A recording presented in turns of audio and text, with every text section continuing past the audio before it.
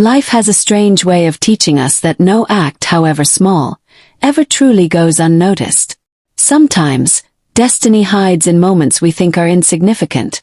A word, a gesture, a choice made in silence. This is the story of Emeka, a poor boy who thought he had nothing to give, until one cold night at a lonely bus stop.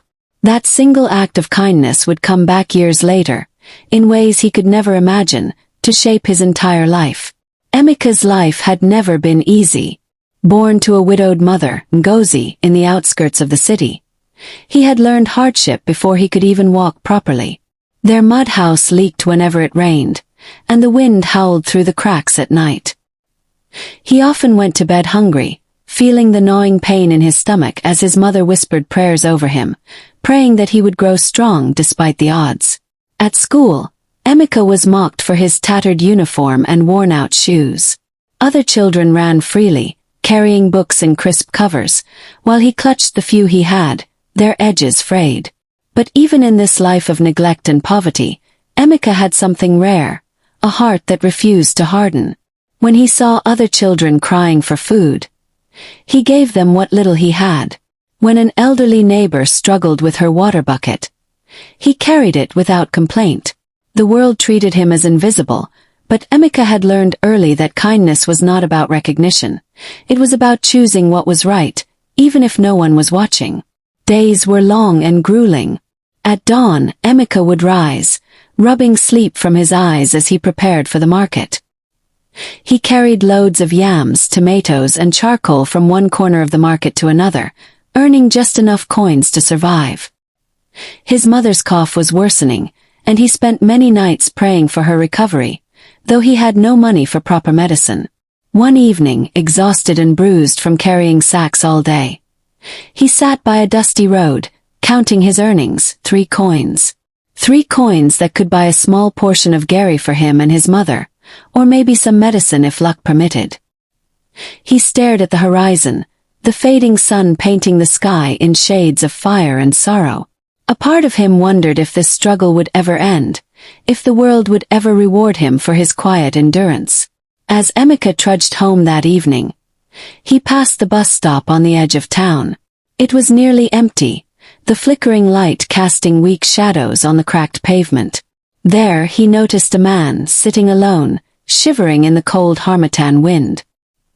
His expensive suit was dusty and wrinkled, and his shoes, though once polished, were covered in mud. Most people would have passed by without a second thought. But Emeka's heart stirred. The man looked lost, helpless, afraid.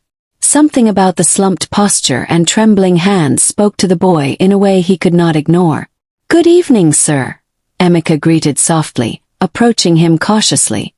The man lifted his head.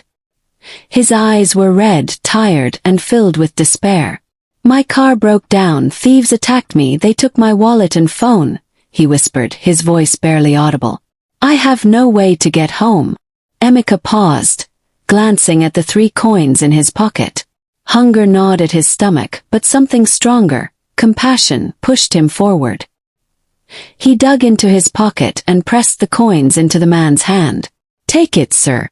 I will walk home," Emeka said, forcing a smile.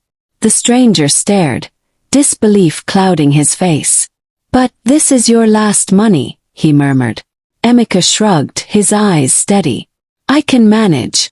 You need this more than I do." Then, noticing the man's trembling hands and pale face, Emeka unwrapped the small piece of bread he had saved for his mother and offered it. "Eat this," he said softly. "It's not much, but it will keep you alive." The man hesitated, but hunger and gratitude overcame his pride. He took the bread, tears threatening to fall. That night, Emeka walked miles home, cold, tired, and empty-handed, yet somehow lighter in spirit. He had done what he felt was right. Weeks became months, months became years. Emeka never saw the man again. Life pressed down on him, heavier than ever. His mother's cough worsened, neighbors ignored their struggles, and hunger became an almost constant companion. Still, Emeka never regretted his decision at the bus stop. "Kindness is a seed, Emeka," his mother whispered one night, coughing violently. One day, it will grow into a tree that will give you shade. He nodded silently, unsure if the tree would ever grow, but believing nonetheless. The man at the bus stop was Mr. Okafor, a wealthy businessman whose life had been suddenly shattered that evening. Stripped of his wallet and phone, stranded in the cold, he had felt a despair so profound that he never forgot the boy who helped him. Years passed, and Mr. Okafor searched for Emeka, asking friends, checking neighborhoods, hoping to repay the boy for his kindness. But the boy was nowhere to be found. Little did they both know, destiny had already set a plan in motion. Emeka, now in his early 20s, still worked tirelessly. One day, he noticed a poster at the market. Job vacancy. Assistant needed at Okafor Enterprises. A shiver ran down his spine. The name sounded familiar, but he dismissed it, thinking it was coincidence. Yet something in his heart told him to try. He borrowed a clean shirt, polished his worn shoes, and approached the tall glass building with cautious hope. Inside, the building smelled of wealth and power. Men in suits walked briskly. Women typed on keyboards with focused precision. Emeka felt like an intruder in a world that was not his. When he entered Mr. Okafor's office, he handed over his CV, hands shaking. The CEO looked at the paper, then at him and froze. Recognition flared in his eyes. You're the boy from the bus stop," he whispered, voice trembling. Emeka blinked. I think so," he stammered. Memories came flooding back. Cold night. The trembling man. The coins and bread. "Yes," Mr. Okafor said, tears welling. "I have searched for you for years. That night you saved me when I had nothing. I promised that if I ever found you again, your kindness would not go unrewarded." Emeka could hardly believe his ears. Mr. Okafor offered him more than a job. He offered a chance to study, proper medical care for his mother, a salary that could transform their lives, and mentorship to rise in the world. Tears blurred Emeka's vision. For the first time, he realized the truth of his mother's words. Kindness is a seed. Emeka worked with relentless determination.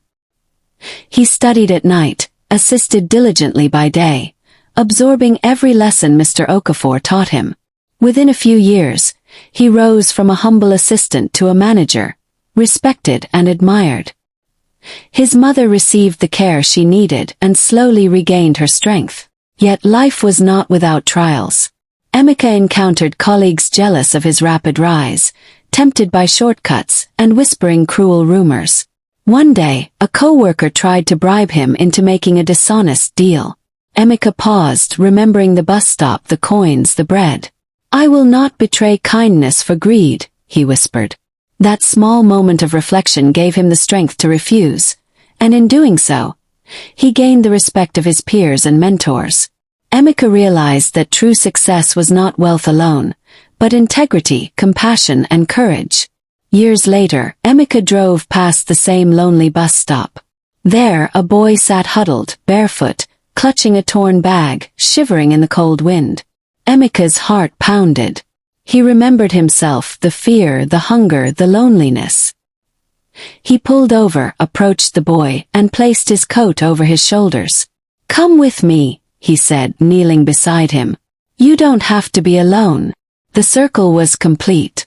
One act of kindness, decades earlier, had returned, multiplied.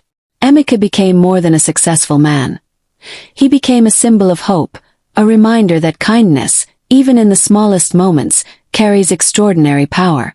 His story spread, inspiring others to act selflessly. From a poor boy who had nothing, he had become a man whose heart and choices shaped the world around him. Life never forgets kindness. It may take years, decades even, but when it returns, it multiplies beyond imagination. Emeka's story reminds us, every small act of generosity, every word of comfort, every choice to help another, can change destinies, including your own. So the next time you face a choice, no matter how small, remember the lonely bus stop. Remember Emeka. And remember that kindness is never wasted. The end.